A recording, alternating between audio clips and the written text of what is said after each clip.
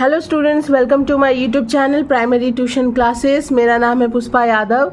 आज मैं आप लोगों को क्लास 7 मैथ चैप्टर 15, ठीक है, ये देखिए बनाकर देखिए 15, इसका नंबर 19 और 20 बताने वाली हूँ। यही दो मैथ्स इस चैप्टर के बचे हुए थे तो मैंने सोचा इसको कंप्लीट कर देते हैं। तो आज मैं नंबर 19 और 20 बताने वाली हूँ। 1 से लेके 18 तक मैंने पूरा सॉल्व किया हुआ है। आप हमारे चैनल के प्लेलिस्ट में जाकर देख सकते हैं, वहाँ पर आपको इस चैप्टर की सारी वीडियोस मिल जाएंगी, ठीक है। तो चलिए आज हम लोग स्टार्ट करते हैं नंबर 19। नंबर 19 में बोला गया है 240 मीटर और 260 मीटर होगा, यहाँ पे 260 मीटर, ठीक है। मैं यहाँ पे लिख देती हूँ 240 मीटर और 1 सेकेंड, ये यहाँ पे कुछ भी नहीं लिखा हुआ था, ठीक है। एक्चुअली यहाँ पे जितने भी बॉक्सेस थे वो खाली थे। यहाँ पे स्वयं संख्या बैठाओ ऐसा बोला गया है, ठीक है। तो यहाँ पर मैंने 240 लिखा है, यहाँ पे 260 लिखा है, यहाँ पे 65 लिखा है और यहाँ पर 55 लिखा है। आप लोग यहाँ पर अपने हिसाब से कोई भी संख्या बैठा सकते हैं, जैसे कि यहाँ पे 220 ले सकते हैं, यहाँ पे 240 ले सकते हैं, यहाँ पर 60 ले सकते हैं, यहाँ पे 50 ले सकते हैं, ठीक है। तो मैंने इन्हीं नंबर्स का कॉम्बिनेशन रखा है। 240 यहाँ पे रखा है, 260 यहाँ पे रखा है, 65 यहाँ पे लिया है और 55 यहाँ पे लिया है। तो अब मैं क्वेश्चन रीड करती हूँ। 240 मीटर और 260 मीटर लंबी दो गाड़ियाँ दो लाइनों पर क्रमशः 65 किलोमीटर प्रति घंटा तथा 55 किलोमीटर प्रति घंटा के वेग से एक दूसरे की तरफ आ रही हैं। तो मिलने के बाद कितने समय में दोनों गाड़ियाँ एक दूसरे को पार करेंगी? स्वयं संख्या बैठाओ। ये हमारा मैथ्स है, मतलब स्वयं करो टाइप का मैथ्स है। ये नंबर्स अपने आप ही हम लोग को यहाँ पे बैठाना है, अपने से बैठाना है। तो अब मैं आप लोगों को मैथ समझा दूँ। दो गाड़ी है, दैट मीन्स दो ट्रेन है। तो दो गाड़ी है, एक गाड़ी की लंबाई 240 मीटर है, एक गाड़ी की लंबाई 260 मीटर है, ठीक है। अब एक है जो पहली गाड़ी जो है वो 65 किलोमीटर प्रति घंटा के वेग से आ रही है, दूसरी गाड़ी जो है वो 55 किलोमीटर प्रति घंटा के वेग से आ रही है। तो अब मिलने के बाद कितने समय में दोनों गाड़ियां एक दूसरे को पार करेंगी, मतलब कितने समय में दोनों गाड़ियां एक दूसरे को क्रॉस करेंगी, हम लोग को यही बताना है, ठीक है। तो इसको हम लोग किस तरह से बनाएंगे, तो पहले हम लोग लिखेंगे, अगर आप लोग ध्यान दीजिए तो दोनों गाड़ियों की लंबाई कितनी है, एक 240 मीटर है और एक 260 मीटर है। तो यहाँ पे मैंने दोनों ट्रेन लिखा है, आप लोग यहाँ पे दोनों गाड़ियाँ दूरी तय करेंगी बराबर, यहाँ पे गाड़ियाँ लिख लीजिएगा, ठीक है। जबकि यहाँ पे हमारा गाड़ी के बारे में ही बोला गया, गाड़ी को ही इंडिकेट किया गया है ना। तो हम लोग पहले लिखेंगे दोनों गाड़ियाँ दूरी तय करेंगी बराबर 240 मीटर प्लस 260 मीटर, क्योंकि एक गाड़ी की लंबाई 240 है, दूसरी गाड़ी की लंबाई 260 है। तो इन दोनों को जोड़कर टोटल हमारा जो डिस्टेंस आएगा ना, वो दोनों गाड़ी एक दूसरे को मिलाकर उतनी ही दूरी तय करेंगी। अब यहाँ पे देखिए, दोनों गाड़ियां दूरी तय करेंगी, वो तो हम लोगों ने निकाल लिया ना। दोनों गाड़ी की जो लंबाई है, दोनों गाड़ियां उतनी ही दूरी तय करेंगी, ठीक है।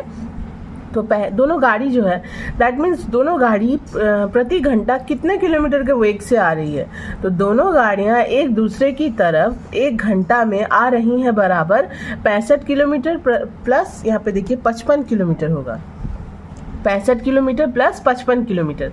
दैट मीन्स पहली गाड़ी का वेग 65 किलोमीटर है, दूसरी गाड़ी का वेग 55 किलोमीटर है। प्रति घंटा दोनों गाड़ियां जो हैं, प्रति घंटा का मतलब होता है एक घंटा में वो कितना किलोमीटर चलकर आ रही। तो दोनों गाड़ियां एक दूसरे की तरफ एक घंटा में आ रही हैं बराबर 65 kilometre plus 55 kilometre. That means 65 और 55 को प्लस करेंगे तो कितना होगा, 5 5 10 के 0 हाथ में लगा, 1 6 5 11 1 12, 120 किलोमीटर। अब यहाँ पे एक चीज़ देखिए, ट्रेन की जो लंबाई है वो 500 मीटर, वो मीटर में आया है, ठीक है। और यहाँ पे वेग जो है ट्रेन का, वो मतलब दोनों गाड़ियाँ एक दूसरे की तरफ एक घंटा में आ रही हैं, वो 120 किलोमीटर में आया है। तो उस किलोमीटर को मीटर में कन्वर्ट करेंगे तो 120 गुने 1000 बराबर 1,20,000 मीटर, ठीक है।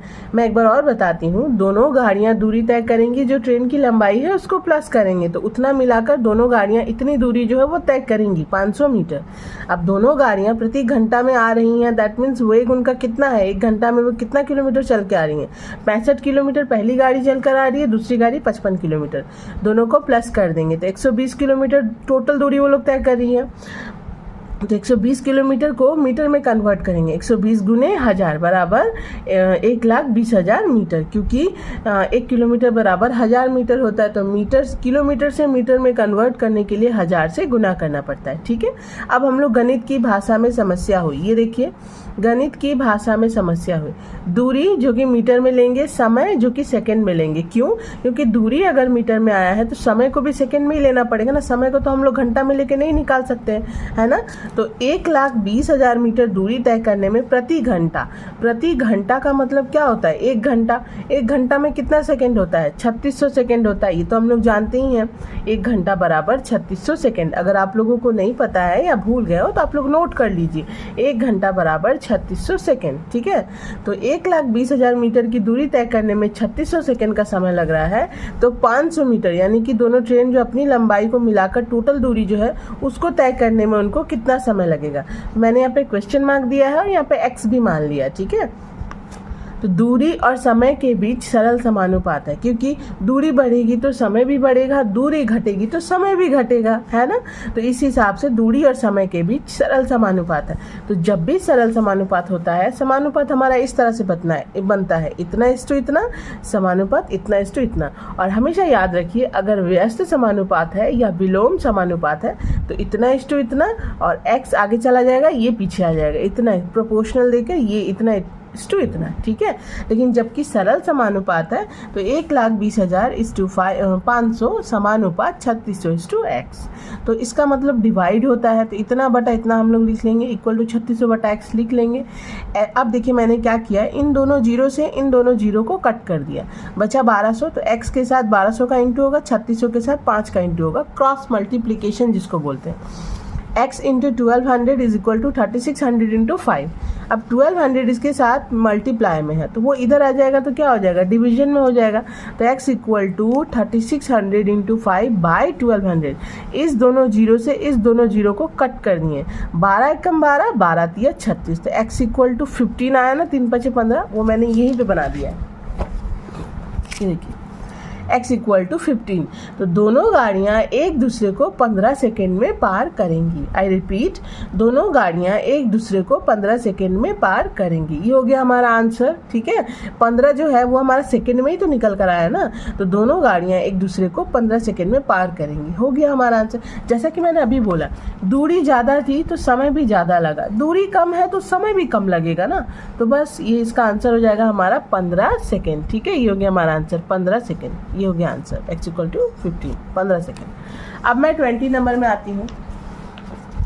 20 नंबर में देखिए क्या बोला गया है, 250 मीटर लंबी एक मालगाड़ी 33 किलोमीटर प्रति घंटा के वेग से आ रही है। पीछे से एक दूसरी लाइन पर 200 मीटर लंबी एक मालगाड़ी होगा, या मेलगाड़ी लिखा हुआ क्योंकि गलत है, मालगाड़ी 60 किलोमीटर प्रति घंटा के वेग से आकर मालगाड़ी को कितने समय में पार कर जाएगी। एक मालगाड़ी जो है वो 250 मीटर लंबी है और दूसरी मालगाड़ी जो है वो 200 मीटर लंबी है, बट पहली मालगाड़ी का वेग जो है वो 33 किलोमीटर है और दूसरी मालगाड़ी का वेग जो है वो 60 किलोमीटर है। दैट मीन्स इसका ज़्यादा है, इसका कम है वेग। ठीक है, तो इसको हम लोग कैसे बनाएंगे मैं बताती हूँ। हम लोग यहाँ पे लिखेंगे, दूसरी मालगाड़ी पहली मालगाड़ी से 1 घंटा में अधिक दूरी तय करती है बराबर।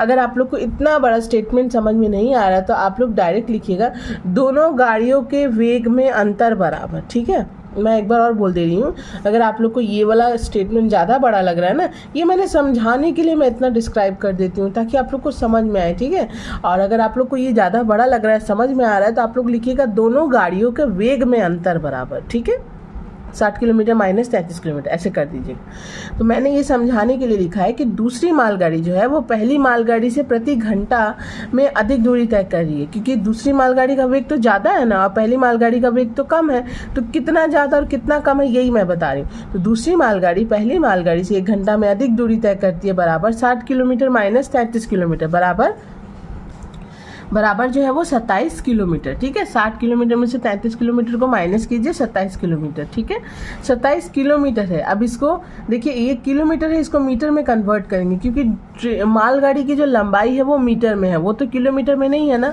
तो इसलिए हमको भी ये जो किलोमीटर मतलब वेग जो है इसको भी मीटर में कन्वर्ट करना है। तो 27 kilometre equal to 27 into 1000 is equal to 27,000 metre. ठीक है, अब हम लोग लिखेंगे दोनों मालगाड़ी की कुल लंबाई बराबर, एक मालगाड़ी 250 मीटर लंबी है, दूसरी मालगाड़ी 200 मीटर लंबी है। ठीक है, आई होप स्टूडेंट्स आप लोग को समझ में आ रहा है। ये 200 है। ठीक है, देखिए यहाँ पे है ना, एक 250 है और एक 200 मीटर है ना। ठीक है, एक 250 मीटर एक 200 मीटर है, तो दोनों की कुल लंबाई कितनी हुई, 250 plus 200 metre is equal to 450 metre. ठीक है, अब हम लोग यहाँ पे आप लोग लिख लीजिएगा, गणित की भाषा में समस्या हुई, मैंने नहीं लिखा, आप लोग लिख लीजिएगा। दूरी जो कि मीटर में आया है, समय जो कि सेकेंड में लेंगे। ठीक है, तो 27,000 मीटर दूरी तय करने में 3600 सेकेंड का समय लग रहा है प्रति घंटा। मैंने अभी भी बताया 19 नंबर में, प्रति घंटा, दैट मीन्स 1 घंटा है। 1 घंटा में कितना सेकेंड होता है, 3600 सेकेंड होता है। दूरी अगर मीटर में है तो समय को भी सेकेंड में लेना होगा। ठीक है, उसके बाद 450 मीटर, दैट मीन्स ट्रेन की जो कुल लंबाई थी, तो 450 मीटर की दूरी तय करने में ट्रेन को, मालगाड़ी को कितना समय लगेगा। ठीक है, तो यहाँ भी सेम दूरी और समय के बीच सरल समानुपात है, क्योंकि दूरी बढ़ेगी तो समय भी बढ़ेगा और दूरी घटेगी तो समय भी घटेगा। तो सरल समानुपात होने पर 27,000/450 समानुपात 3600/x। अब इसको सॉल्व करेंगे, 27,000/450 इज इक्वल टू 3600/x। इस जीरो से इस जीरो को कट कर लिए, बचा क्या हमारा 2700/45 3600/x। अब क्रॉस मल्टीप्लीकेशन करेंगे, x के साथ इसका गुना, 45 के साथ इसका गुना। देखिए x into 2700 is equal to 3600 into 45 लिख लेंगे। अब क्या करेंगे, 2700 को 2700 को इसके डिवाइड में लेके आएंगे, जस्ट बिकॉज ये इधर इनटू में है। तो जब भी हम लोग जानते हैं ना इक्वल टू के इस तरफ अगर कोई भी नंबर जा रहा है तो उसका साइन जो है वो चेंज हो जाता है ना। तो यहाँ पे ये इनटू है, इधर आ रहा है तो वो डिवाइड में हो जाएगा। तो हम लोग कैसे लिखेंगे, x इक्वल टू 3600 इंटू 45 जो कि था बाय 2700। मैंने क्या किया, इन दोनों जीरो से इन दोनों जीरो को कट कर दिया।